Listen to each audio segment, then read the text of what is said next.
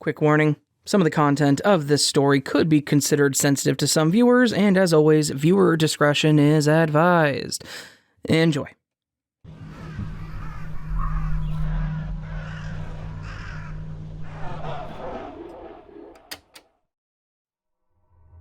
Happy Valentine's Day here in the Nevermore, my good friends.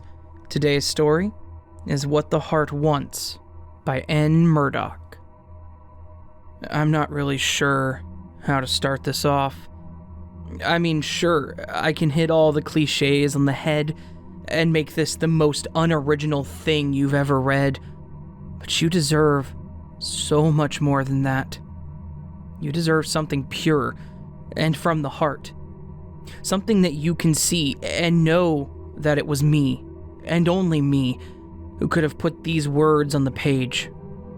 The trouble comes about when I stop and think about just what it is you mean to me. I know that probably sounds bad. Like, really? He can't even put how he feels down on paper? Do I mean that little? No. The issue here is that words are fickle, and frankly, can't accurately express the things I feel when I look into your eyes. When I see the sunlight dance off of your hair, or when I see a smile spread across your lips. Every detail of your being is etched into my mind as if by the finest sculptor. You are a miracle given form, the sweetest dream come true, a hypnotic mirage that I can't help but stumble toward.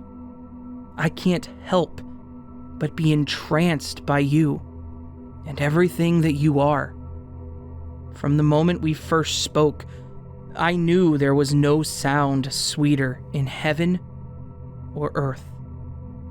You were shy the first time we met, like you weren't sure just how much of yourself you should let me see, as if I could judge someone so perfect. When our hands first touched, you pulled away before blushing. I couldn't help but grin. You smiled back meekly, your soft lips pursing slightly, and right then and there, I knew there were no other lips for me. The gentle breeze drifted through your hair and sent your perfume dancing through my nostrils. I was mesmerized. I felt like I could float away into the sky at any moment. You caught me staring then, though you didn't seem to mind. You just giggled in that innocent way that you do and set me falling for you that much more. When it finally came time for us to part ways, both an eternity and an instant later, I asked you if I could treat you to dinner. Again, you blushed and nodded before taking out a pen and writing your number on my palm. I was over the moon. As soon as I got home that day, I got to work. I had to do my research and figure out just how I could impress you. I had only one chance after all, and I wasn't about to blow it. I entered your phone number online and set to work figuring out every little detail about your life. Everything I learned, it just made me more enthralled. I found out where you lived, what you did for work, who you've dated in the past. Everything. I'll admit, I did get a touch jealous when I saw your exes, but I didn't feel threatened. You didn't have a connection with them like you do with me. I considered learning about them. I mean, I did have their names. And so many people neglect their privacy settings on their social media, so it really wouldn't be hard in the end. But I opted just to focus on you for now. When I felt I had learned everything there was to learn about you, I called it a night. I went to bed thinking about you. I wanted to give you the world, and I was going to. That night, I had dreams of us, the places we would go, the things we would do. I've never had a more restful night of sleep in my life. The next day, I set out to find that perfect gift for you. I had seen on your timeline that one of your friends had recently gotten engaged. You were happy for her, but it was clear that you longed for a prince to offer you a ring like that and to pledge his undying love. So that is what I aimed to do. I pulled all of the money from my savings. I sold my car. I even managed to get out of the lease on my apartment and get my security deposit back. What do I need an apartment for if we're going to spend our lives together, right? I took all the money I had and I bought you the most beautiful ring that I could find. The woman at the jewelry store said you were the luckiest woman in the city. Can you believe that? I waited until sunset to surprise you at your house. I know you've always thought moonlight was romantic. And I know it wasn't a full moon like you were probably imagining, but a guy can only do so much. I knocked on your door, and I got down on one knee, ready to see your face light up. When you answered the door, though you seemed confused. You didn't look happy or ecstatic. You didn't pull me into your arms and accept my proposal. At first, it was like you didn't even recognize me. But that's crazy. I mean, how could you not recognize your soulmate? I could see in your eyes when it clicked. They got wide. Don't get me wrong. I'm a sucker for those big dark eyes, but you looked scared. Why would you be scared of me? You don't ever have to be scared. Not of me or anything else. You know that I would always protect you, don't you? After a moment, you choked out a quiet question. And I have to say, it rubbed me the wrong way. You asked me what I was doing at your house. What did I look like I was doing? How could you even ask me that? I told you I was there to make all of your dreams come true, to take the first step towards our future together. At that, you looked like you were going to be sick, like you wanted to shut the door in my face and run. And I wasn't too happy when you did try to shut me out. I quickly wedged my foot in the door and told you to calm down. Everything was going to be okay. We were going to be happy. But you just screamed at me, told me to go away. What were you thinking? We're meant for each other. We're in love. I forced the door open, and you screamed again. God, all that screaming, it didn't sit well with me. I told you that you were safe. I told you that I loved you. But all you wanted to do was cry and scream and throw things at me. You actually threw a fucking shoe at my face. Who throws a shoe? The toe caught me just right to split my eyebrow open, and I'll be the first to admit that I may have lost my temper. I grabbed your ankles and pulled you closer, and I know you're not supposed to hit a woman. It's not the way a man should treat anyone, let alone someone he loves. But you just wouldn't stop fighting me. And sooner or later, your screaming was going to draw attention. The last thing we needed while we worked this out was the police or some good Samaritan showing up at our front door. I hate to say it, but hitting you worked.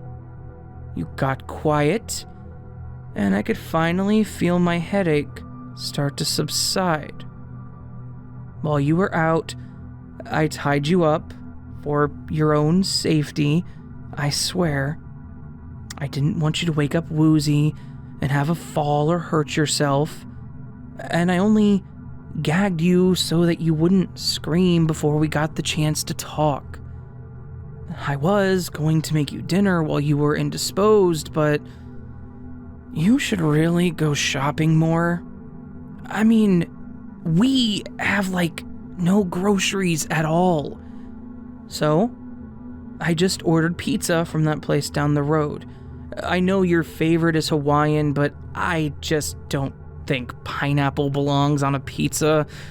So I ordered pepperoni. Nice and simple, right? The food got here on time.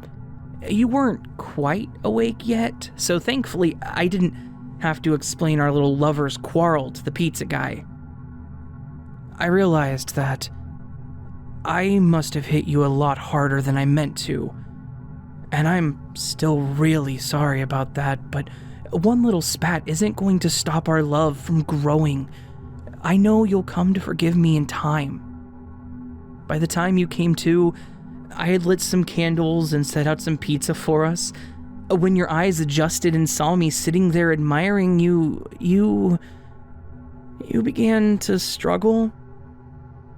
I whispered to you to calm down, and soon enough, you did.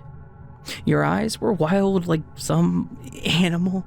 I was a little hurt that my presence didn't soothe your fear. I told you, if you could promise not to scream, I would take the gag out.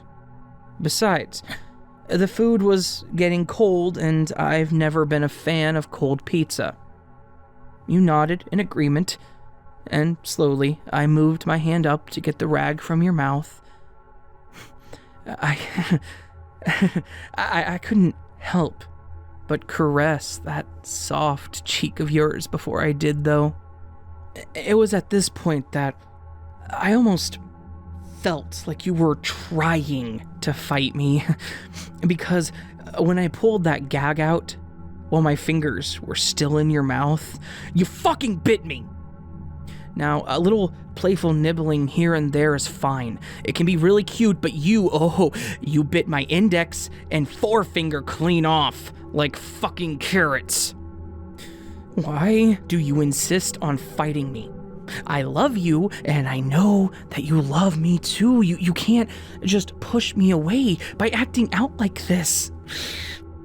I clamped my free hand over my mouth, and I tried to muffle my own cries of pain. You, on the other hand, started squirming and wriggling to get out of the knots that I tied you in. You started screaming for help as you crawled away from me, and all I could do was frantically try to bind the bloody stubs of my fingers. The knots came loose, and soon you were on your feet, screaming for help all the way. Help? You don't need anyone's help but mine. But I can't fucking help you if you keep fighting me. I staggered to my feet, and I made my way after you through the house, bleeding all over our carpets. I finally caught up with you in the kitchen. See, while you were out, I went ahead and I locked all the doors and windows in the house. And we should have a talk about that, too. Seriously, what if some crazy person had broken in while you were asleep? But that's why you have me to protect you. Thankfully, you weren't able to unlock the door before I stopped you. I just wanted us to have a nice, romantic meal on our engagement night, but all you wanted to do was fight. I grabbed your wrists and I held you still while I tried to talk to you. I tried so hard to calm you down, to make you see sense.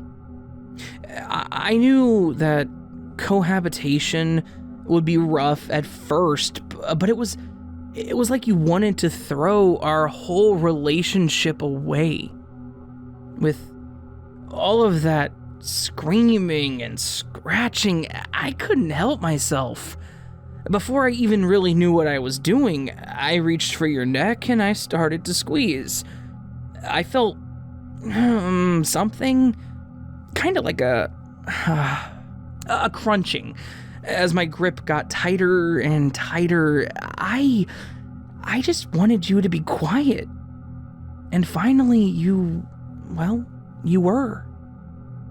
Your eyes got really big, way bigger than before, and your face, it turned this ugly, reddish, purple color. You made this horrible gurgling sound while you were choking for air. I didn't like it, but it was better than the constant screaming. I don't know how long I held you there, but it felt like an eternity, and my arms were aching by the time I finished. When I was sure that you were done fighting with me, I sat you gently on the floor, and I fished that bottle of blueberry wine from the cupboard. I poured myself a glass, and I downed it in a matter of seconds. There were a pen and some old envelopes sitting there, so I decided to write this letter for you.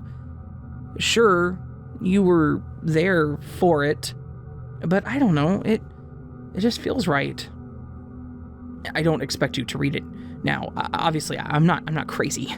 I know what I've done, but but sooner or later, someone is going to notice that you aren't around anymore and come looking, or maybe one of our neighbors will have called the cops. I think it'll help them piece everything together when they finally find us. But I'm going to put you to bed now. You'll be more comfortable there. I'm gonna finish this wine. I'm gonna put this ring on your finger, and then maybe I'll take a knife and I'll join you in eternity. I will always love you.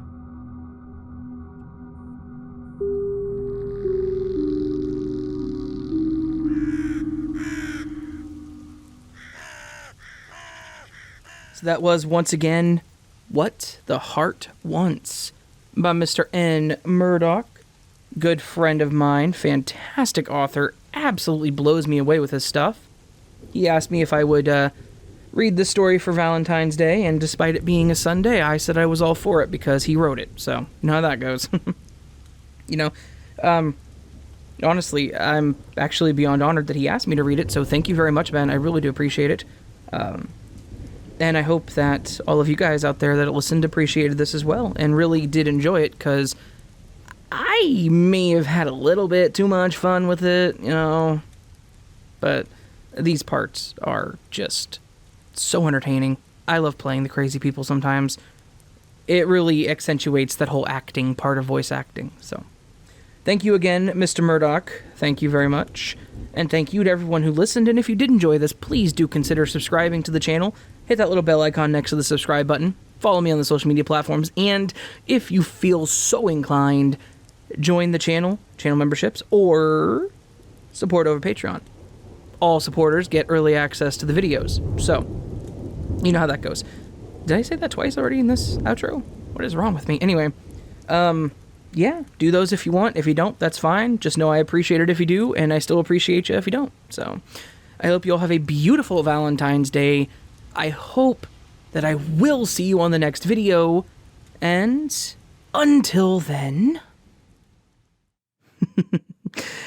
sleep well.